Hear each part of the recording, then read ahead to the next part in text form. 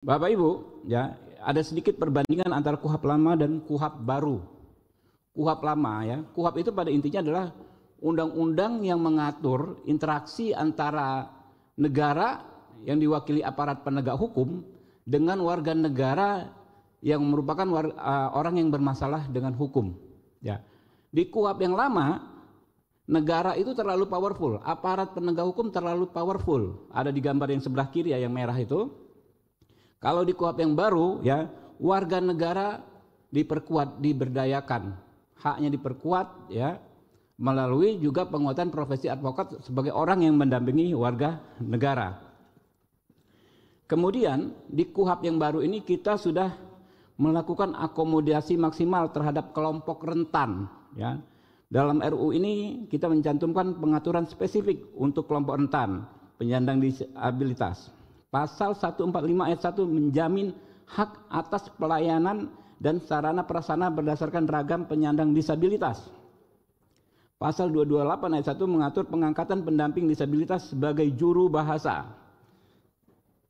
Selain itu, penjelasan pasal 236 pasal terkait alat bukti saksi mengenai hak penyandang disabilitas untuk dapat menjadi saksi walaupun tidak ia lihat sendiri, tidak ia dengar sendiri, ya, secara langsung. Ya, penyandang disabilitas harus dapat secara bebas dan tanpa tekanan menyampaikan kesaksiannya untuk kekuatan hukum yang sama. Jadi gini, ada kekhususan untuk penyandang disabilitas dalam bersaksi.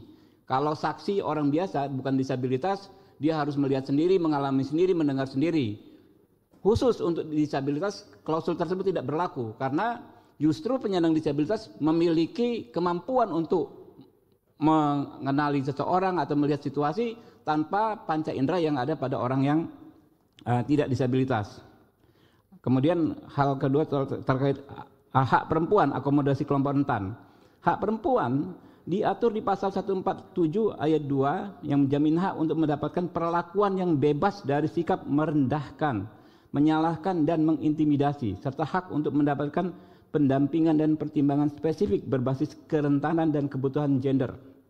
Hak lanjut usia, ya, hak lanjut usia juga diatur. Bukan hanya hak kelompok rentan yang di KUHP lama nggak diatur, bukan hanya hak perempuan yang di KUHP lama nggak diatur, hak lansia di KUHP lama nggak ada, di KUHP baru diatur. Ya, hak lansia pasal 148 ayat 2 menjamin hak atas pelayanan, sarana dan prasarana khusus. Selain itu terhadap kewajiban khusus bagi penegak hukum untuk melakukan asesmen sesuai dengan masukan masyarakat. Pasal 5 huruf D menyebut dan pasal 7 huruf N, penyidik diberi kewenangan untuk melakukan asesmen untuk mengupayakan rujukan bagi kebutuhan khusus perempuan dan kelompok rentan.